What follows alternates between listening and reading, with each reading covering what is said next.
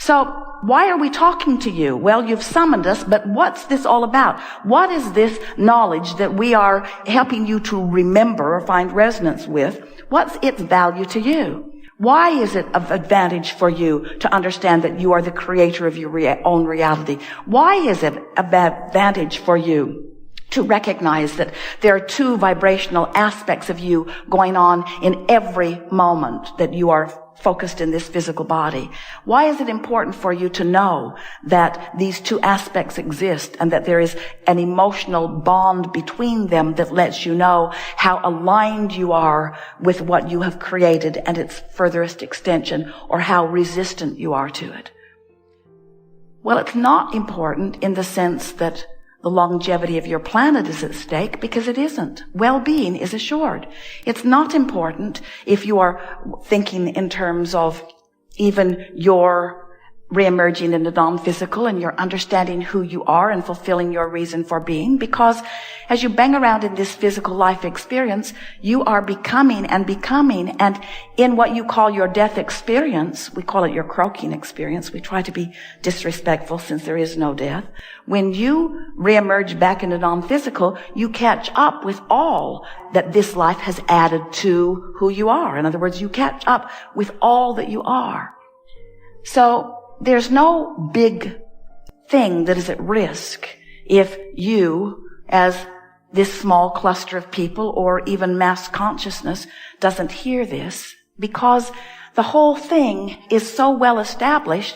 You are source energy, and you are coming forward, and you are adding to the expansion of the universe because of being here in this physical body. And the larger part of you is expanding, and you will feel the utter satisfaction of all of that when you have your entrance or withdrawal from the physical back into the non-physical. You'll feel all of that satisfaction. The reason that we are visiting with you now is we don't think you should have to croak to find that satisfaction. We think you should be able to be here in this physical body and understand the wholeness of who you are.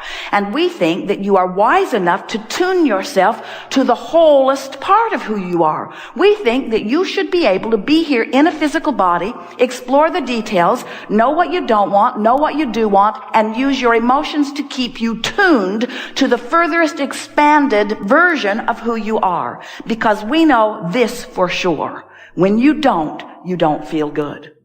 So you can't hold your expansion back. It's a byproduct of life. You cannot hold your expansion back, but you can lazily or sloppily tune yourself out of alignment with that. And when you do, you feel crummy. When you do, you get sick. When you do, you don't like life. When you do, you feel fear, you feel hate, you feel anger.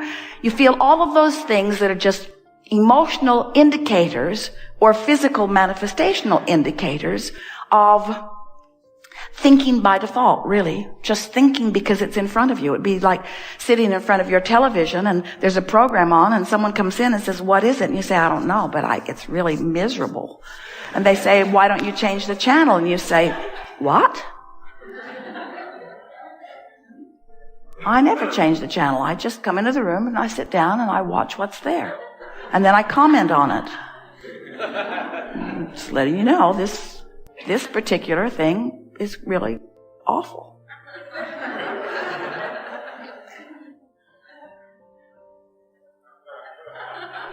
We're not kidding. That's mostly what you do.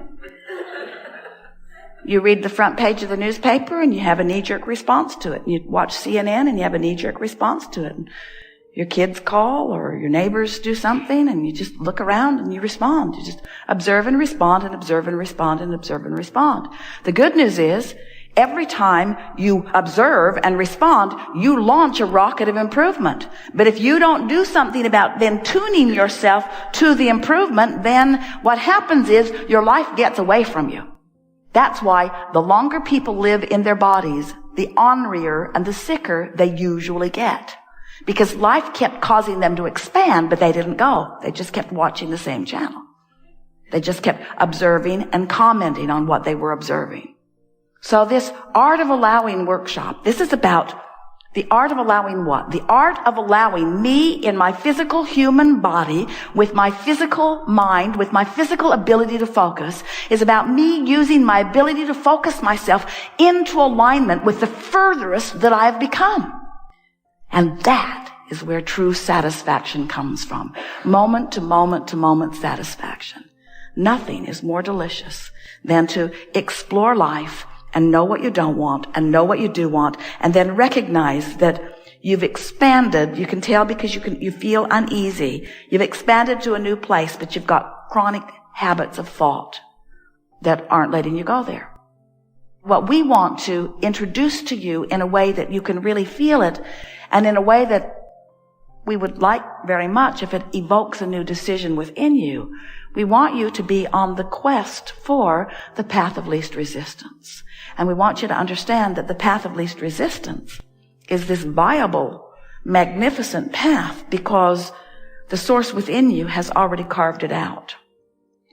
All of these rockets of desires that you put over here into this vortex of creation have put a powerful, powerful point of attraction into motion where all cooperative components have been assembled. So the question that this workshop asks of you and will help you answer is, are you a cooperative component of your own creation? We want you to get it. You are the creator of you. You have created a prosperous, healthy, vital, alive, good feeling, good timing, very exhilarated version of you into your vortex of creation. And you've got to find ways of focusing yourself into alignment with that before you can, in this moment, in real time, experience the true version of who you are. You are not meant to be fragmented beings. You are meant to see your life through the eyes of Source. You're meant to understand your world from the viewpoint of Source.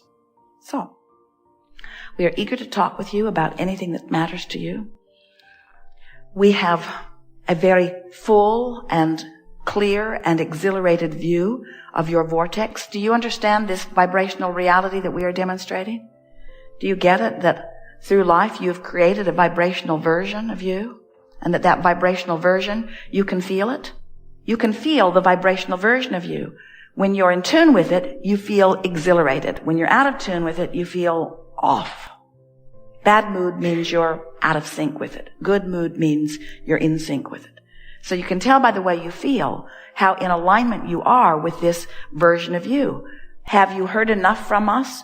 Have you heard it before today, or did you hear it today? Do you get it that you have two vibrational aspects and that every emotion you feel is an indicator of how well those two vibrational aspects are blending or not blending? That's the key to everything about your life. It's the key to your mood from here on, and it's the key to you knowing what your guidance is showing you in terms of finding the fulfilling satisfaction that you came here to live. So, we want you to understand that we have the glorious experience of getting to witness as you sit in the room or as you sit in the chair, both vibrational aspects of you and the relationship they have to one another. And we stand unequivocally, completely inside your vortex of creation. We stand in solidarity with the wholeness of who you are. We will not come out of your vortex to commiserate with you just because you're out of your vortex. We will stand in your vortex knowing that you very much want to be in there too, and we will use every possible thing that we can find to coax you into the vortex. But the most important thing that we want you to understand is you have to make the decision that you want to be there. You have to understand that the vortex exists and that the larger part of you is there. And there's one last thing. You must pay the sacrificial price of joy. You have to care. You have to care that you feel good before anything that we say or any guidance that we help to awaken within you will have any meaning for you. You are the creator of your experience, and you create with the focus that you find. So it is our desire to help you to realize that You can focus into this vortex, and you can bring a manifestational evidence of everything that you want about quickly. But you can't focus on what is and on this vortex of creation at the same time. And that's mostly what we're going to be talking about here today. How you can find the vibration of what's going on in the vortex. And the biggest thing that trips you up is that you are using your physical senses in such a magnificent way in order to define or explain or even sometimes to explore your physical reality, that you talk in terms of what you see and what you hear and what you smell and taste and touch. It's a tactile, physical reality, this what-isness of this reality. Where this vibrational reality that we're describing, you can't see it because it hasn't manifested in that way. You can't hear it, you can't smell it or taste it or touch it, but you can know it by the feeling of it. In other words, if we can get you addicted to the feeling of well-being, then you can feel your way into the vortex. And once you feel your way in, and you establish a chronic pattern of thought that allows you to linger there, then full view, full manifestation comes next. There's a little tripping point on explaining that step to you for this reason. You don't really get it, and it's all right, but you don't really get it. That this physical world that you can see and hear and smell and taste and touch is only vibrational interpretation. And most of you don't get it, that the only difference between this vibrational reality that we're describing and the reality that you are so enamored with is that the physical reality has come into fuller focus for you. If you can stay with us just for a moment and accept that it's only a vibrational adjustment between the vibrational version and the manifested version. In other words, to you, sometimes it feels like, well, this is reality. And Abraham's talking about fairy tales and Never Never Land and other worldly things and non-physical stuff. And sure, I might feel better if I focus into their fairyland, but how does reality fit with that? And we want you to understand that reality is an extension of the same thing.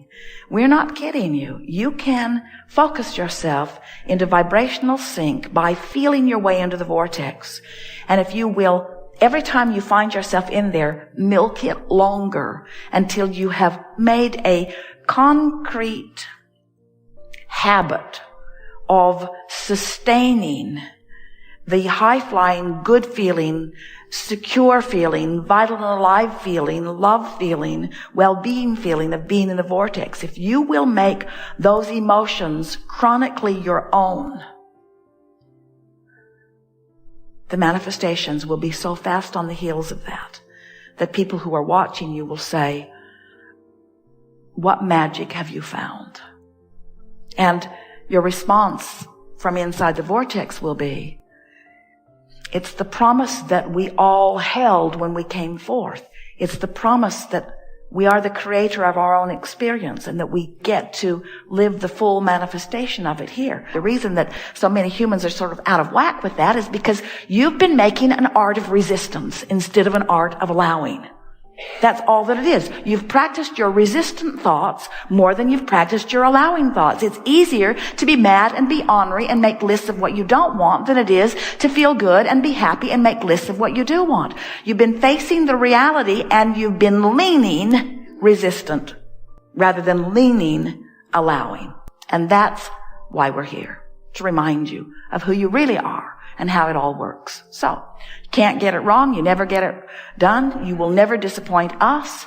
We stand in the vortex where who you have really become is, and we revel in the expansion that is you, and we love nothing more than when you catch up with you, but you have no assignment to catch up with you. It's your own choice to live joyously or not. You won't make anybody mad who's in the vortex.